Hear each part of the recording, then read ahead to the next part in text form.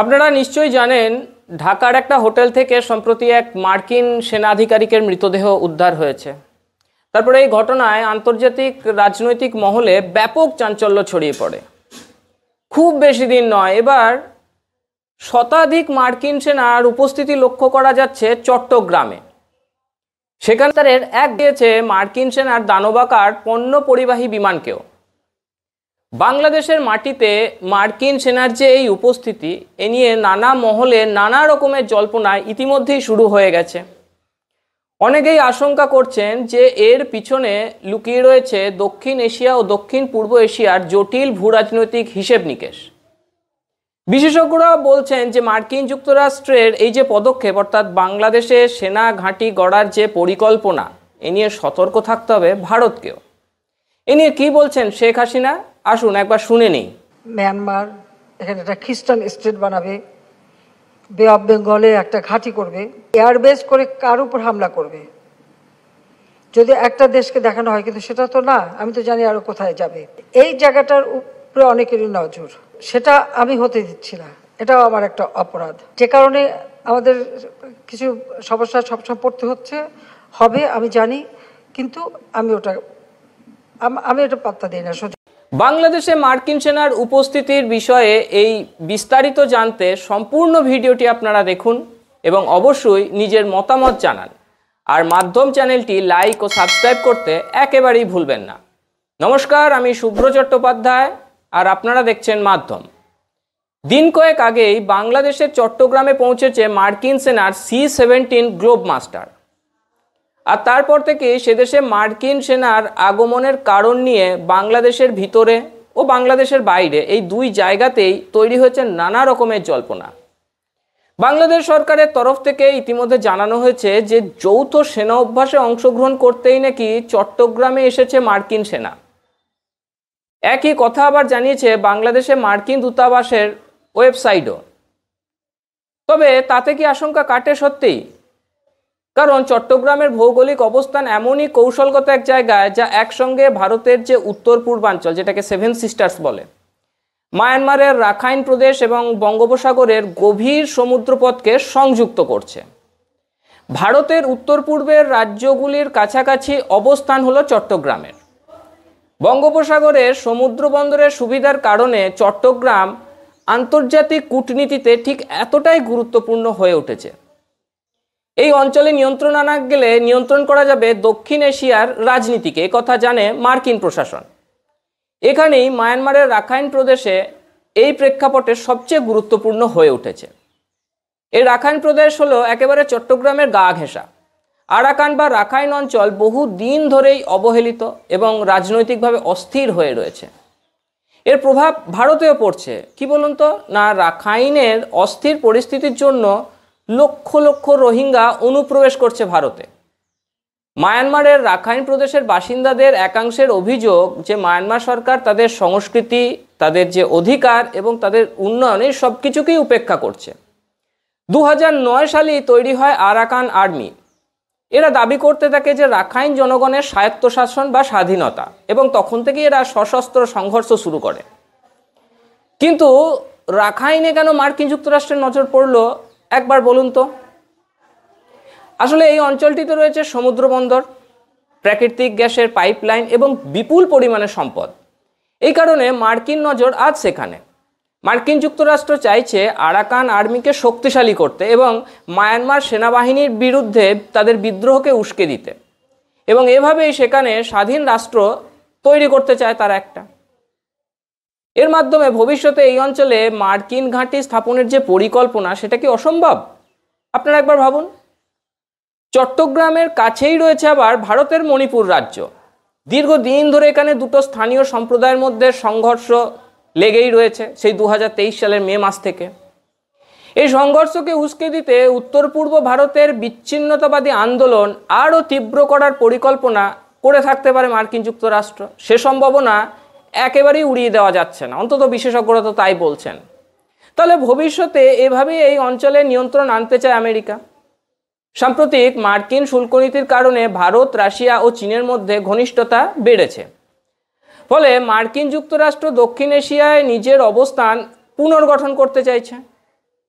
চট্টগ্রামে তাদের উপস্থিতি কেবল মায়ানমার নয়, গোটা বঙ্গোপসাগরীয় অঞ্চল এবং দক্ষিণ পূর্ব এশিয়ায় প্রভাব বিস্তারের এক গুরুত্বপূর্ণ পদক্ষেপ হতে পারে, এমনটাই বলছেন বিশেষজ্ঞরা। ভূরাজনৈতিক বিশেষজ্ঞরা আরও বলছেন যে বিষয়টা শুধুমাত্র একটা সামরিক উপস্থিতি কিংবা আঞ্চলিক কূটনীতির মধ্যে সীমাবদ্ধ এটা ভাবলে কিন্তু চলবে না। তাদের দাবি যে মার্কিন যুক্তরাষ্ট্র ওই অঞ্চলে পরিকল্পিতভাবে একটা খ্রিস্টান রাষ্ট্র তৈরি করতে চাইছে, যেটা শেখ হাসিনাও বলছেন, আপনারা শুনলেন ভিডিওর প্রথমেই। এই পরিকল্পনার পেছনে মূল উদ্দেশ্য হলো দক্ষিণ পূর্ব এশিয়ার যে জটিল ভূরাজনৈতিক সমীকরণ রয়েছে সেটাকে একেবারে নিজেদের নিয়ন্ত্রণে আনা। বিশেষজ্ঞদের মতে মায়ানমারের রাখাইন প্রদেশ থেকে শুরু করে বাংলাদেশ এবং বঙ্গোপসাগরীয় অঞ্চল, এ সব ক্ষেত্রেই মার্কিন কূটনীতির লক্ষ্য একটাই, একটা নতুন খ্রিস্টান রাষ্ট্র প্রতিষ্ঠা করা। আর এই রাষ্ট্রকে নিজেদের ঘাঁটি বানিয়ে মার্কিন যুক্তরাষ্ট্র এই যে পুরো অঞ্চলটা না, এখানে তারা একটা দীর্ঘমেয়াদী প্রভাব বিস্তার করতে চায়। বিশেষজ্ঞদের আশঙ্কা যে একবার যদি ওই অঞ্চলে খ্রিস্টান রাষ্ট্র প্রতিষ্ঠিত হয়, যেটা মার্কিন যুক্তরাষ্ট্রের পরিকল্পনা বলে মনে করা হচ্ছে, তবে তা সরাসরি ভারতের উত্তর পূর্বাঞ্চলের যে নিরাপত্তা সেটাকে চ্যালেঞ্জের মুখে ফেলে দেবে। বিচ্ছিন্নতাবাদী আন্দোলন, সাম্প্রদায়িক সংঘর্ষ ও বিদেশি অর্থায়নে চালিত বিদ্রোহ, এর সবই উত্তর পূর্ব ভারতে আরও জোরদার হয়ে উঠতে পারে। গত এক সপ্তাহে চট্টগ্রামে মার্কিন সামরিক এই তৎপরতা বেড়েছে। 10 সেপ্টেম্বর মার্কিন বিমান বাহিনীর একটি C-130J সুপার হারকিউলিস বিমান সেখানকার শাহ আমানত আন্তর্জাতিক বিমানবন্দরে অবতরণ করেছিল। এখানে ছিল 120 জন মার্কিন সেনা এবং বিমান বাহিনীর আধিকারিকরা। তারা চট্টগ্রামে পৌঁছান।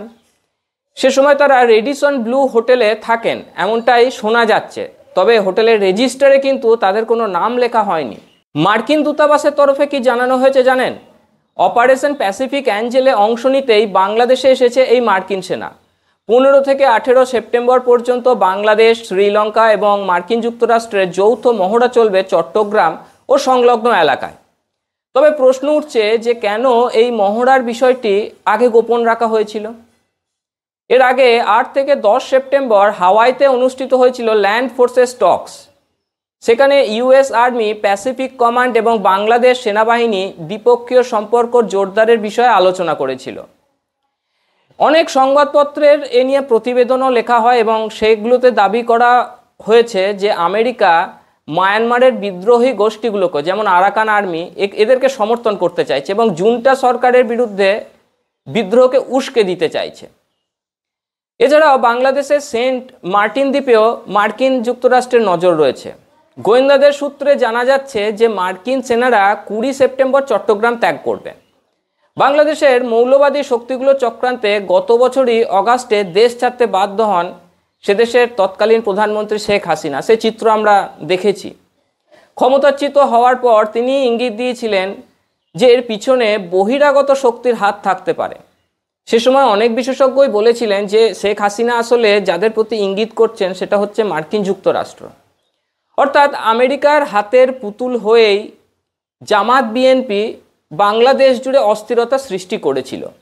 আমেরিকাও জানে বাংলাদেশ ও পাকিস্তানের মতো এই যে রাষ্ট্রগুলি রয়েছে, যে ইসলামিক রাষ্ট্রগুলি, এগুলোর উপর নিয়ন্ত্রণ কায়েম করা তুলনামূলকভাবে সহজ, কারণ এখানেই খুব সহজে পাওয়া যায় ধর্মান্ধ মৌলবাদীদের, ধর্মের আফিম খাইয়ে দিলে যারা নিজের ভালো বুঝতে পারে না। সম্প্রতি অপারেশন সিঁদুরে ধ্বংস হয়ে যায় পাকিস্তানের নূর খান বিমান ঘাঁটি। সে নিয়েও আলোচনা শুরু হয়। পাকিস্তানের বিশিষ্টজনদের একাধিক ভিডিও ভাইরাল হয় এবং সেই ভিডিও বার্তাগুলোতে তাদেরকে বলতে শোনা যায় যে নূর খান বিমান ঘাঁটি নাকি মার্কিন সেনাদের দখলে ছিল। এই তথ্য সত্যি হলে পাকিস্তান ও বাংলাদেশ, এই দুই রাষ্ট্রের সার্বভৌমত্ব কার্যত মার্কিন সেনাবাহিনীর দখলে চলে গিয়েছে। বাংলাদেশের একমাত্র প্রবাল দ্বীপ হলো সেন্ট মার্টিন। জানা যাচ্ছে যে সেখানে বাংলাদেশি নাগরিকদের কোনো প্রবেশাধিকারই বর্তমানে নেই। অভিযোগ উঠছে যে এই দ্বীপটিও মার্কিন নিয়ন্ত্রণে চলে গেছে। অর্থাৎ একদিকে মৌলবাদীরা শরীয়ত ভিত্তিক বাংলাদেশ প্রতিষ্ঠার চেষ্টা করছে, কিন্তু তার আড়ালে মার্কিন প্রভাবে সেখানে কার্যকর হচ্ছে ট্রাম্প প্রশাসনের চক্রান্ত। এমন পরিস্থিতি ভারতের জন্য অত্যন্ত আশঙ্কার। বাংলাদেশের মৌলবাদী শক্তিগুলো ভারতের ভেতরেও অস্থিরতা ছড়াতে চাইছে। চট্টগ্রামে মার্কিন সেনাদের উপস্থিতি ভারতের উত্তর পূর্বাঞ্চলকেও প্রভাবিত করতে পারে। সব মিলিয়ে যেটা দাঁড়াচ্ছে যে চট্টগ্রামের শতাধিক মার্কিন সেনার উপস্থিতি কোনো বিচ্ছিন্ন ঘটনা নয়, আঞ্চলিক শক্তির ভারসাম্য পাল্টে দেওয়ার মতো একটা বড় পদক্ষেপ আপনারা বলতে পারেন এটা, যেটা মার্কিন যুক্তরাষ্ট্র নিচ্ছে এবং ইউনূসের বাংলাদেশ মার্কিন যুক্তরাষ্ট্রকে যেটা করতে দিচ্ছে। বাংলাদেশকে এই পরিস্থিতিতে কৌশলগতভাবে অত্যন্ত সতর্কতার সঙ্গে মোকাবিলা করতে হবে ভারতকে, এমনটাই বলছেন বিশেষজ্ঞরা। কারণ এখানে গড়ে ওঠা নতুন সমীকরণ গোটা দক্ষিণ এশিয়ার ভূ রাজনীতিকে গভীরভাবে প্রভাবিত করতে পারে। আজ এ পর্যন্তই। কেমন লাগলো আমাদের এই প্রতিবেদন জানাতে ভুলবেন না। সঙ্গে থাকুন, দেখতে থাকুন মাধ্যম। Goa's transformation is more than just development. It's about progress and a brighter future for all. Bridges that unite aspirations, highways that bring communities closer, world-class airports welcoming opportunities. From modern infrastructure to seamless connectivity, Goa is on the fast track to grow.